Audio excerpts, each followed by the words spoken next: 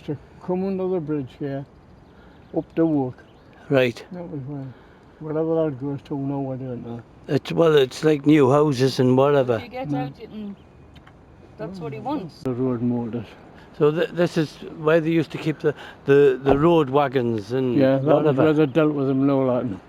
No, Right. I'm trying to think what we used to call this. No, when I started, I had all the guns from the First World War dumped in the shed. The guns. And that's where that building is, a big shed. Yeah, There is some went right through there to the other end of our shed.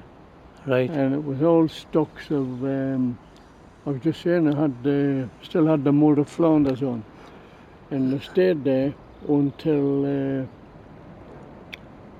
the war had started. Right. And then, they were pulling railings up and everything for. Oh, aye. That.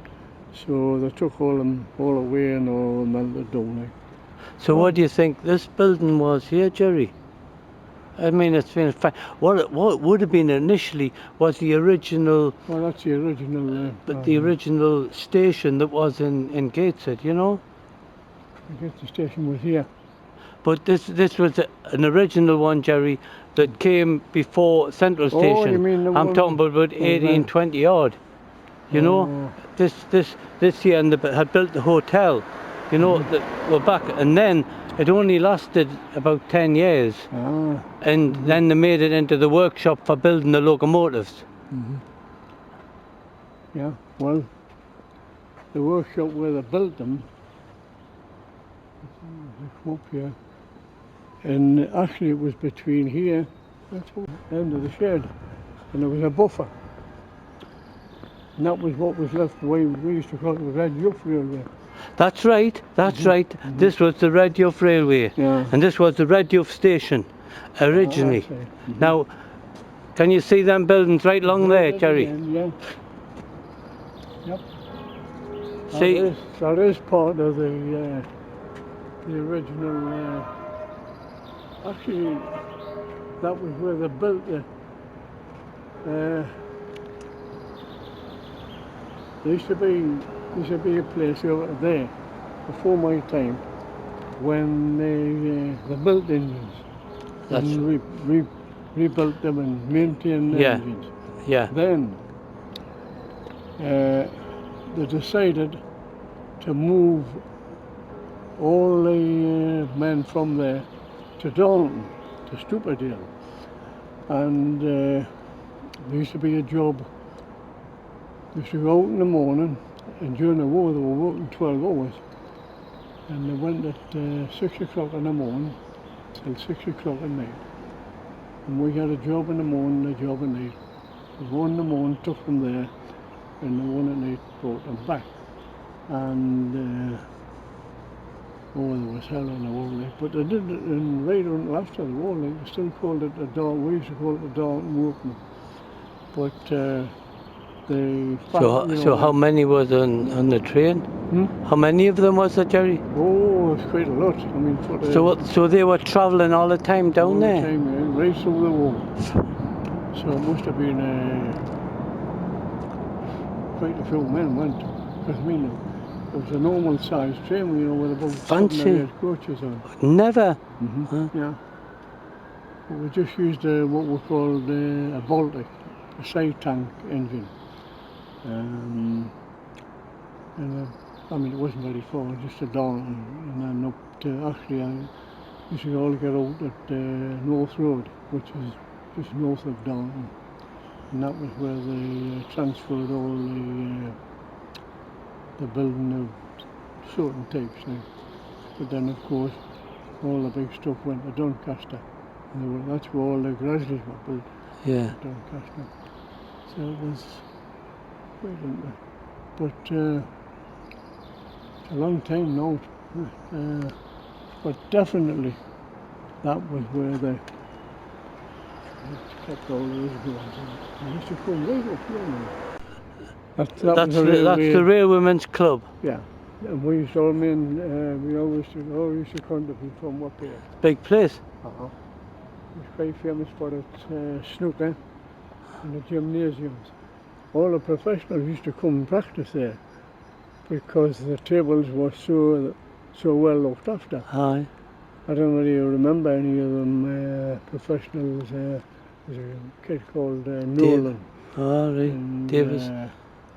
another one, he was a Jewish fella, Jewish listener, and he played there. But they were fantastic tables. They had about 6, 8 or something like that. Now the gymnasium was down the stairs at the bottom.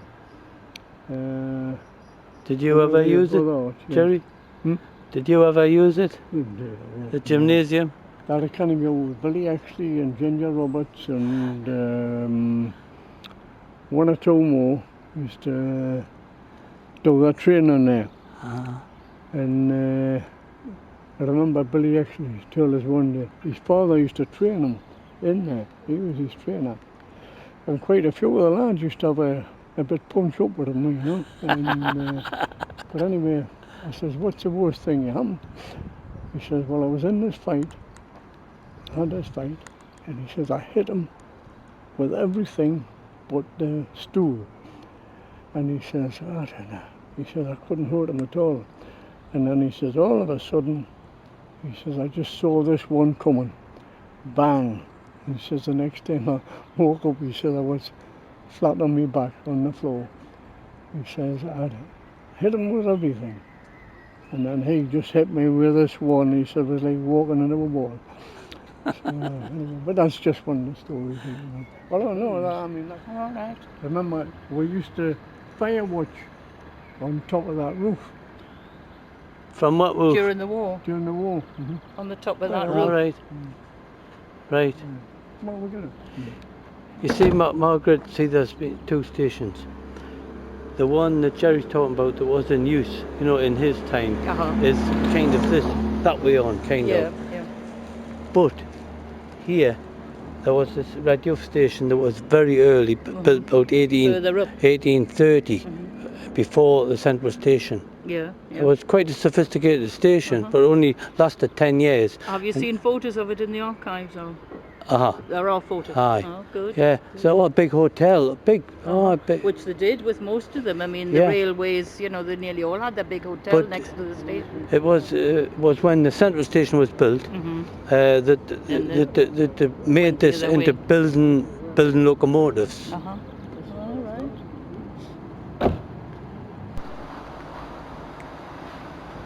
So do you recognise anything here, Jerry? You were saying about the rabbit banks. Well, the rabbit banks were here. Over there, Edmund. Over there, right. And the old red roof there. Yeah. That's where it used to be.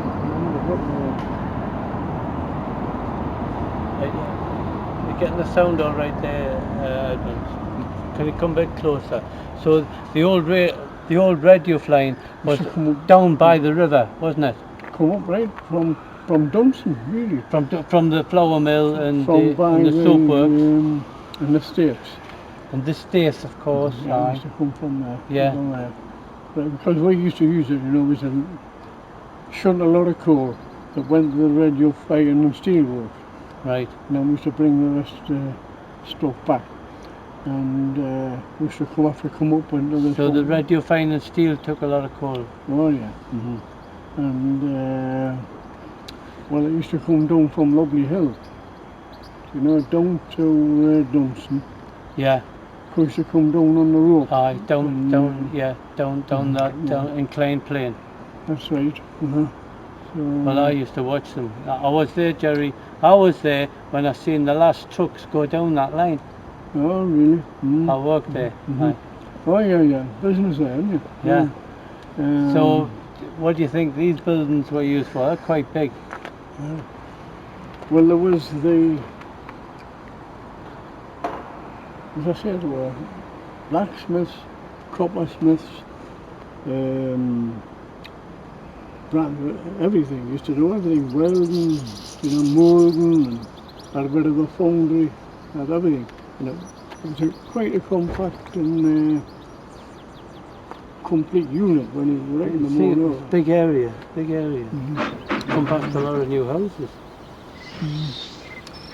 Edwin, I think we're going to catch that last train. Oh, We've got to hurry. It should be still in. Catch. They're okay.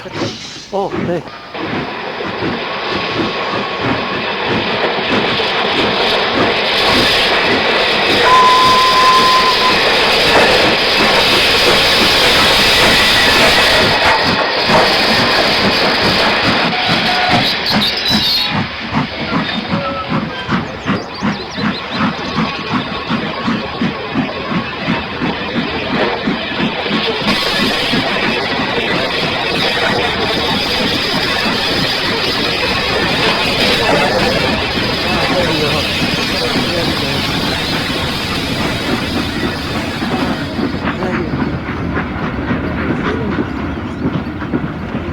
Open the door. Go around there.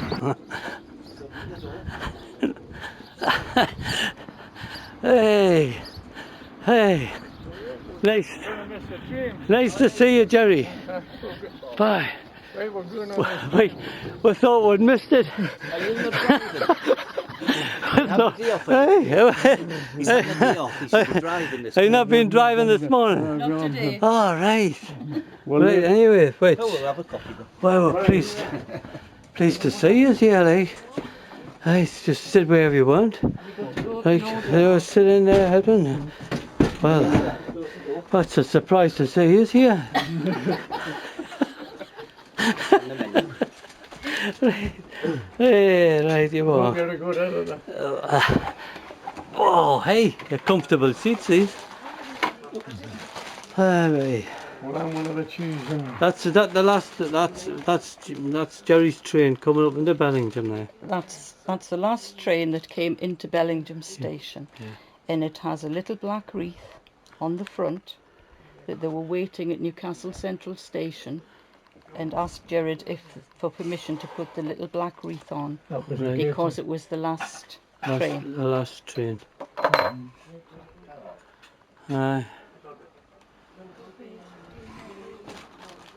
They bussed them from Woodburn because the track was taken up after you came through. So, what you're saying, Jerry, Jerry, is that, I mean, you were the last one, and this wasn't the last one. no. So anyway, we've got the last man to come into Bellingham here. That started Morpeth. Morpeth, Melbourne, Angerton, Middleton, Scotch Cap, Norsegate, Woodburn, Reedsmouth, and then Bellingham. That was what we did that day. And of course they didn't Then- do that. They didn't do that bit. Aye. We came back, no they didn't. They went to Rothbury. No, Right. no, keep going. This is what I Keep your did. story. Robert This is what I did on that day. Came back that way, Woodburn, Woodburn, Norsegate, Scotch Scotch Cap, Cap. Scotch Cap, Long Winton, usually, Fontburn, Brinkburn, and then Rothbury. And we had to come out the same way again. And then back down to Morpeth. Back to To Morpeth. Morpeth. And was that finished at Morpeth? Yeah, terminated at Morpeth, yeah. Really, the last train started at Gateshead, where we've just been. That's right. And then it went to the central station, picked up the passengers, and then you went all the way up to Bellingham, and then a trip up to Rothbury, and another line that's closed, and then back down again. We came up straight up to Bellingham. Bellingham. Yeah. Bellingham. Bellingham. And then we went back up to Morpeth. Then up to Uh-huh. Rothbury. Up to Rothbury. Rothbury. And then And back then round back, there. and then up to Morpeth, and you were relieved at Morpeth. Morpeth. And you brought the steam train from Newcastle. Did the line finish at Bellingham then? You know, it's got Rickerton. Was it closed then? No, we came up here. Yeah, but could it have gone up Could to it have gone to Rickerton? Tosset? Was that Or had line they open? stopped it? No. That was shut a long time Oh, ago. a long time ago, that one, Right. yeah. Right, going on. Didn't want any money. But when we got to Morpeth, there was another engine came on the end of us and took the train away. But it was just before that, this fella came along up the door. It was dark, bitterly cold. It was in November. And he came up, he says, there's you know, I says, oh, I says, look, I says, we don't want any money. I says, I've been refusing it all day. Well, he says, what am I going to do with it? I says, well, I don't know. I said, where did you get it from? He says, I got it from the one room with a hat. I says, well, that's different. So, anyway, he says, £2 for you, £2 for the guard, £2 for the inspector that I had with us, £2 for me mate. I says, I should get this back. But never mind, it worked out. I mean, what pay then was less than £5. It was £6, 12 and 6 for me. I said, yeah, I said, I mean, I was fed up, you know, and I said, no, I wouldn't mind that job again next week. But anyway, that was the story. So you're looking for the next last train, Jerry? £6. Oh, I said, I'll tell you what, tomorrow morning, I says, I'll save all the good ones for you. So I said, by the end of the week, I said, your cool house will be full. Oh, very well. So it came the great day, Friday. I said to my mum, I said, look, don't get any meat. I says, the second one, well, he said it was the day before, do you like rabbit? I said, oh, aye. This is before the mixing with toasters. I says, oh, he says, I'll get you package somewhere. I says, right on. So anyway, we got the better call and on Saturday morning already waiting for him. And he says, stand there, we'll come in. Two pair of rabbits in each hand. I says, oh, thanks very much. And he's looking at us. I said, what's the matter? He says, they're 12 and 6 a pair. I said, what? 12 and 6? He says, aye. He says, they're not my rabbits. I said, it's not Walker. Never. But wasn't the one at Haltwhistle that you kept giving coal to? All these little stories happen with this fella with the boots. Him again. And standing in the platform, there's a fella with 2 Hessian sacks. Long before the plastic bags and like that. And he stand like 2 bags. They are fireman. Fill them up. So I looked at me and my mate turned on and he says, hey, do you not think he's got enough coal to shovel? Oh, he says, and he get up, man. He says, everybody's got the flow doing there. He said, doing where? Well, he says, at Langbayer. He says, Langbayer? Well, yeah, Langbayer, you know where it is? He says, I know where it is. He says, it's a farm. He says, I walk on the farm. He says, you don't want to live? He says, no. He'd been filling his sacks thinking he worked on the rail. All right. Never. Aye. So it's a tunnel collapse. And well, So- no, it flooded. This is 1948. The whole railway flooded. And the railway was... So that was the year when it was heavy snow, No, it was rain. rain. Rain. 47 was the... And it knocked the railway off. From Berwick to Edinburgh for at least 12 months. I Right. used to go around by Carstairs and places. 12 months. And changed the whole... Because it was near the coast. Yes, but what happened that day? What happened that day? Tunnel. You went up on a train. It was the last one. We were the last one through. And the tunnel collapsed. Oh no, that was another day, Margaret. That's what I'm talking about. There was a tunnel collapsed and there was men killed. Yeah, And you were up on the train to rescue them. that's right, yeah, but they didn't get moved. I forget what time when that was, but I had JCB in the tunnel. And they were moving, they caught the top of the tunnel and that came down. That laid the job off as well. And they didn't realise how they were going to bypass the tunnel where it was. When they started digging, it was just shale. So they did it too sweet.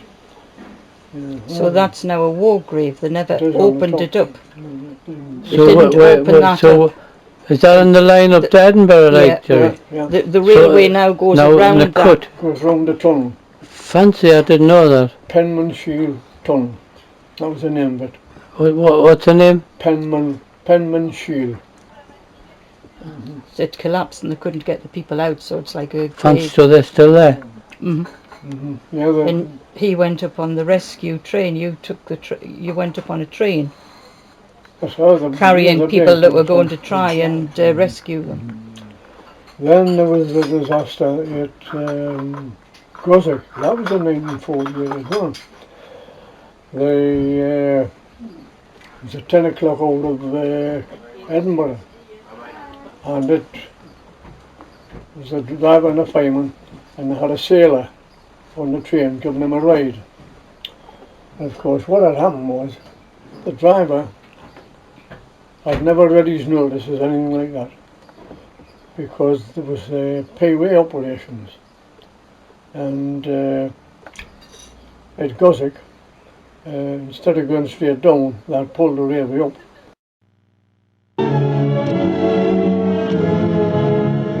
Outside the lonely station of Goswick, near Berwick-on-Tweed, lie the remnants of the ill-fated express bound from Edinburgh to King's Cross. The engine, lying half buried in a bank of earth, is said to have jumped the points while changing to another line.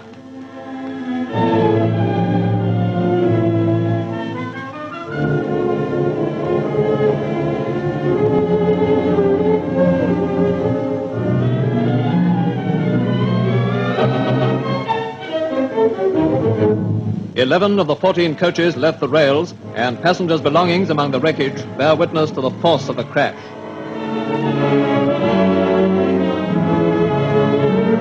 Close by the main line, a small chapel was used as a mortuary and first aid station while additional help was on the way.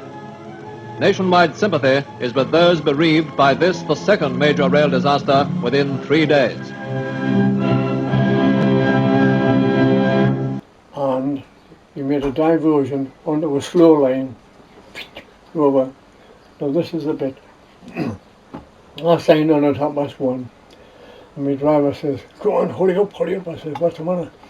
He says, he says, "the Scotty's off the road at Goswick." Oh, I said, "Huh." So anyway, we've gone the engine. He said, "We've got to stop and pick the police up in Newcastle and get some food for them." So anyway, we went.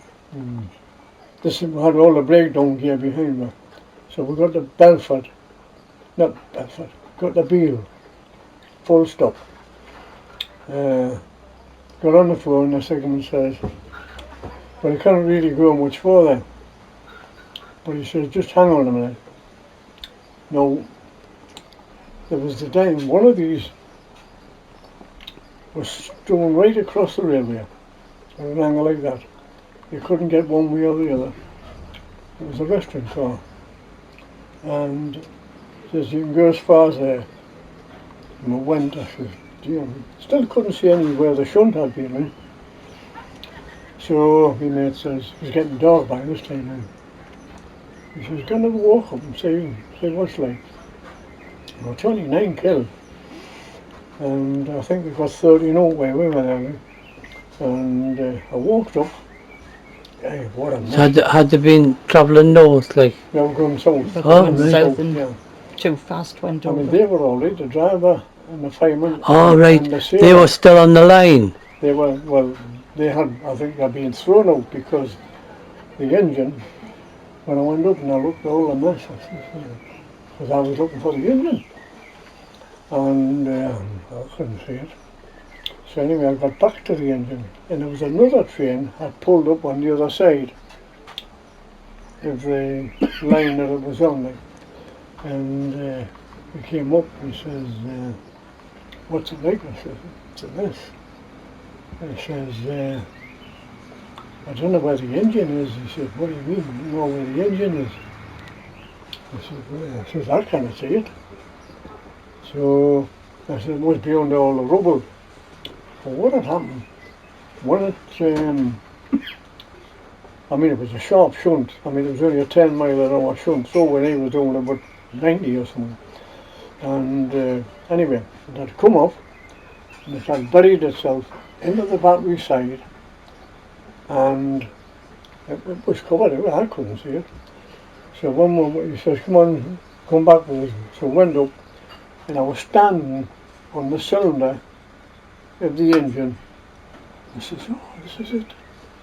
It had been built that fast. Had it tipped over? No, it buried itself into the Tipped over into and the embankment. it It was going that fast. had gone in, drilled itself into the hillside. Just derailed and went straight to the side. It didn't Tipped over, not tipped over.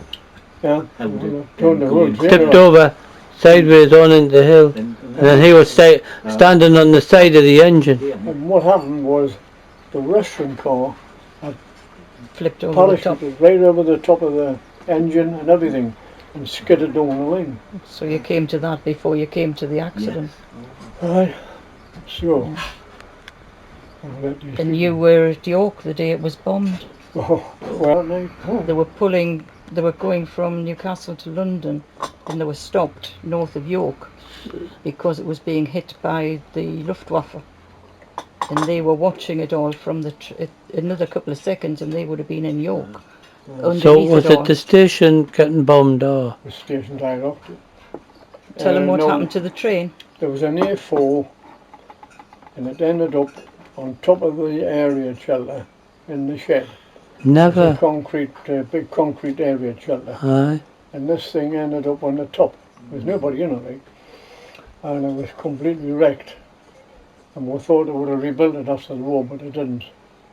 I think it was a Union of South Africa. So it blew it up, It blew it up. physically up in the It air. must have blew up by the side of the train and And it lifted sent it. it up.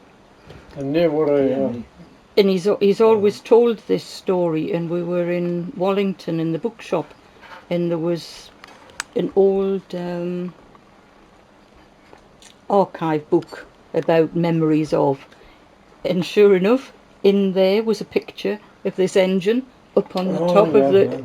There is actually a record of it, of the engine up on the roof at York Station. But if they'd been a couple of minutes earlier, they would have been in York Station when it was being bombed. Of York. Today it is the historic jewel in Yorkshire's crown. Its narrow streets and medieval buildings have survived countless battles and bloody encounters. By the time World War erupted, York's troubled past seemed comfortably confined to history. Back in 1942, 3 years of war seemed to have barely touched the city. Like everywhere else in the country, York had undergone changes. At first, the threat from the air seemed very real. A wave of Anderson shelters had gone up around the city, and York had an impressive number of public shelters built. But York seemed destined to escape the destruction inflicted on other northern cities like Sheffield and Hull. By early 1942, almost 800 air raid warnings had sent York citizens racing to their shelters, but only on a handful of occasions had any bombs actually fallen. No one believed the Germans were really interested in York.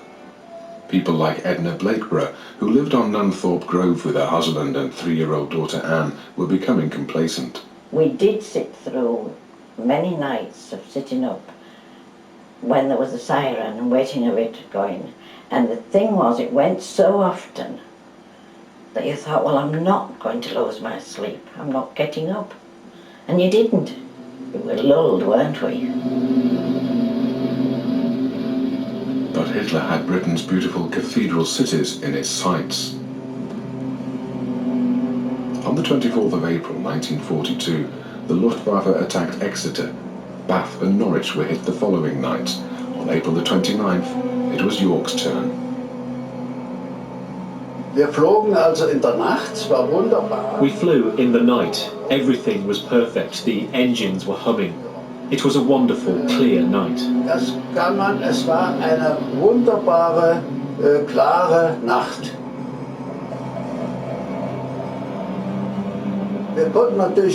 We couldn't see the individual houses, but we could see the flames everywhere. We could see the outline of the city and the area where we were supposed to drop our bombs. A young police constable, Charles Barnard, was on duty that night. And I remember standing outside at 1:45 time. The flares started dropping over Clifton, and I thought, well, it looks as though we're going to have a busy night, but I didn't anticipate exactly what would happen. A wave of bombers began to unload their deadly cargoes over the city, but it would be another 10 minutes before the air raid siren sounded.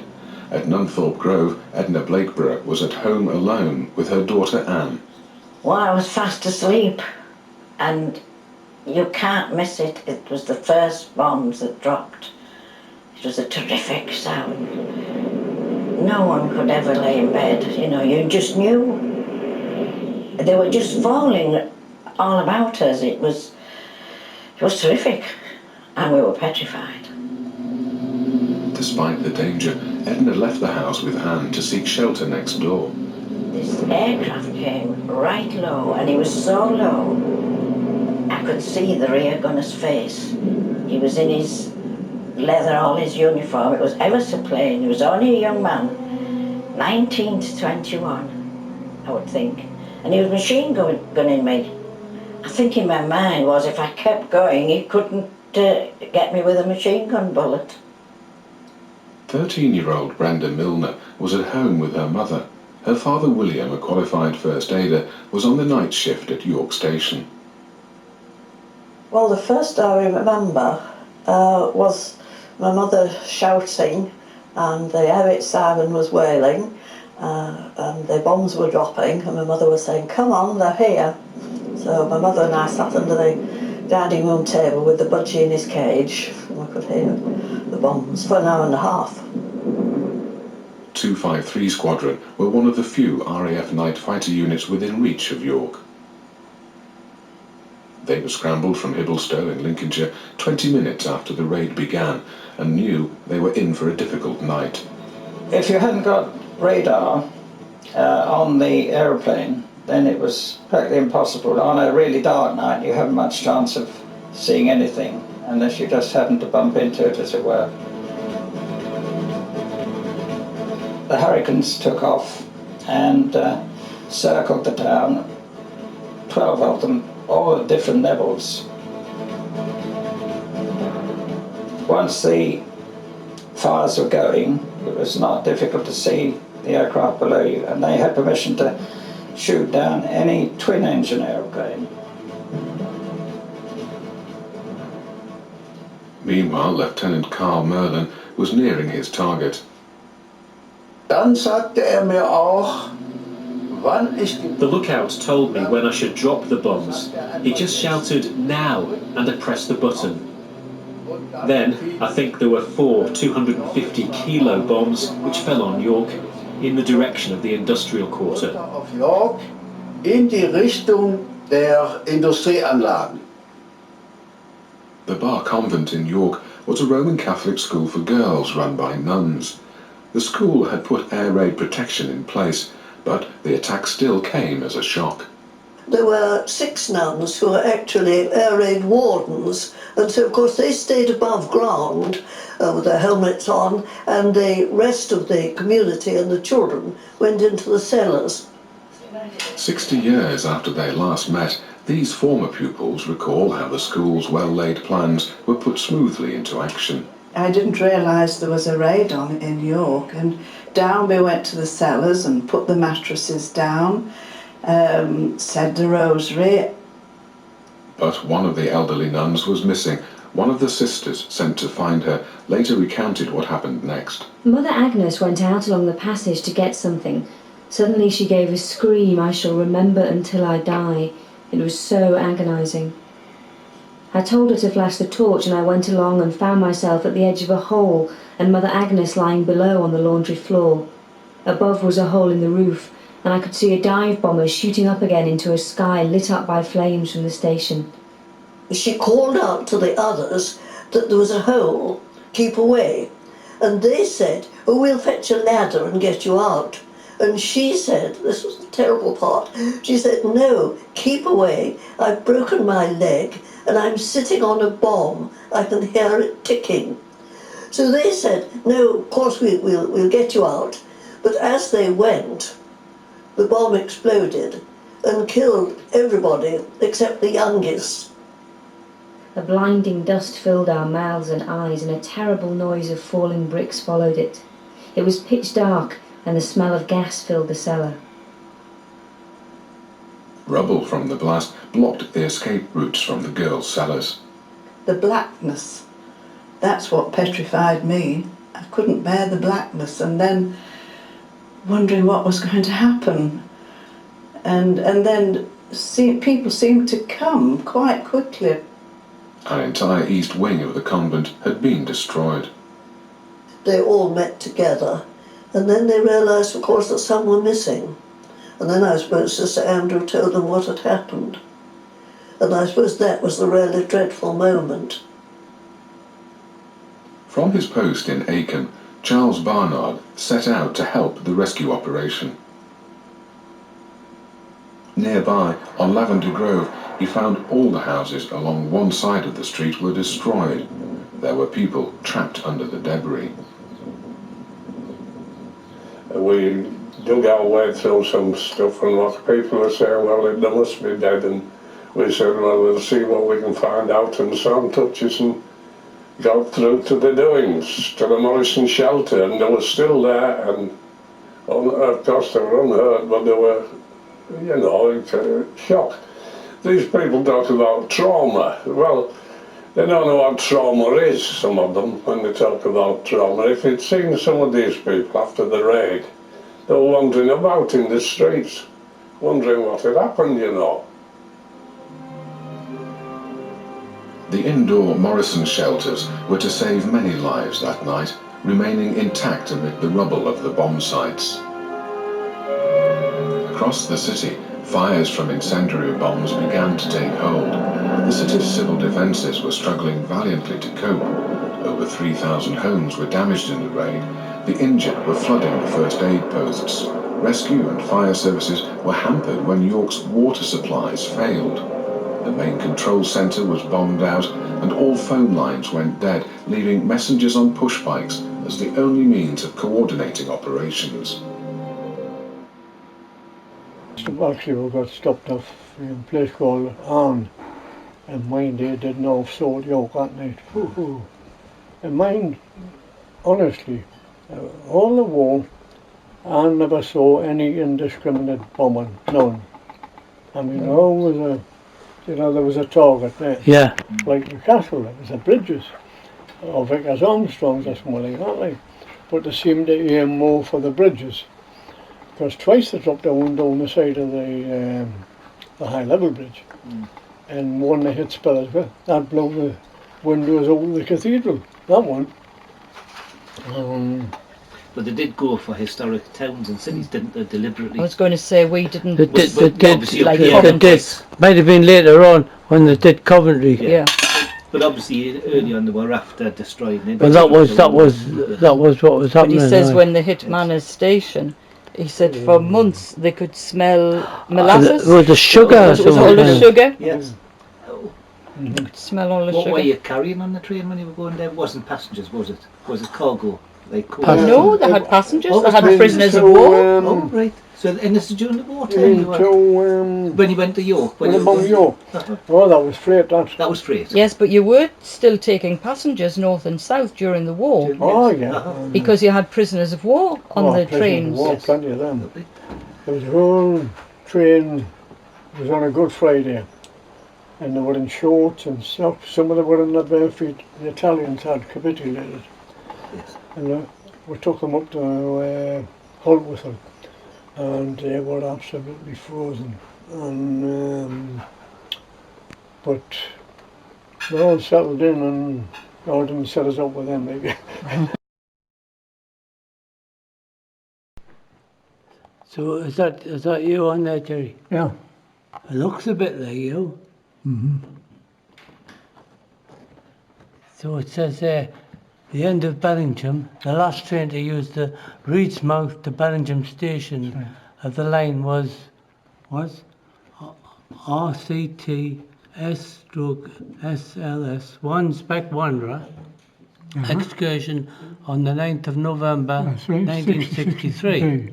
Here the engine XLMS M14 number 43 whatever prepares to run around its train. That's right, yeah.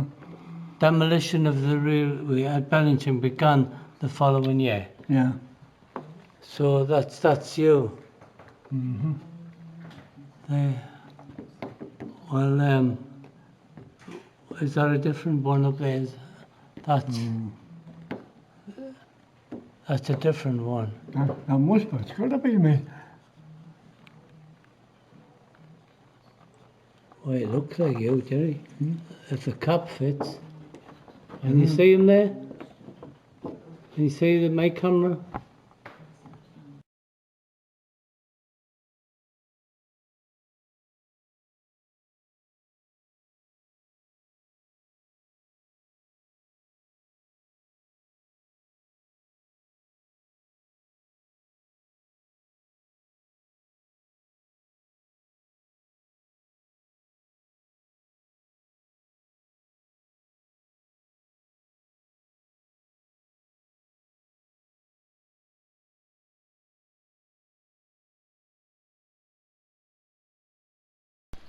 Like, we used to take the train with these guns from to in what for? Well, we used to pick it up at Little Fell. Right, you start to tell him in a minute.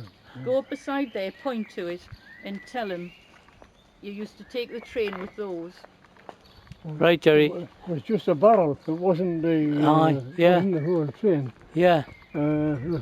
Massive things though.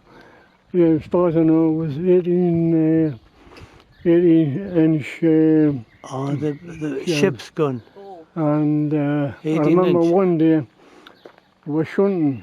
We only had one, and the shunter uncoupled it too quickly, and the whole thing got away, and it ran over backwards down the hill. It was in the yard at Low Fell, and what a mess it made, I can tell you.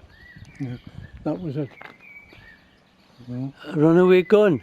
But to give me an idea of the size of the thing. They were naval guns, all naval guns. Yeah. Where they were made, I don't know. It would be made at Vickers Elsick. Where did you put it on the train? But what on the train? No. Oh, I didn't do that. Where did you pick it up? No, I picked it up at Low Fell. And where did you take it to? It was coming up here. Where? But he said it got out of the way. It ran them off. That's one. Another one. Ridsmouth to where?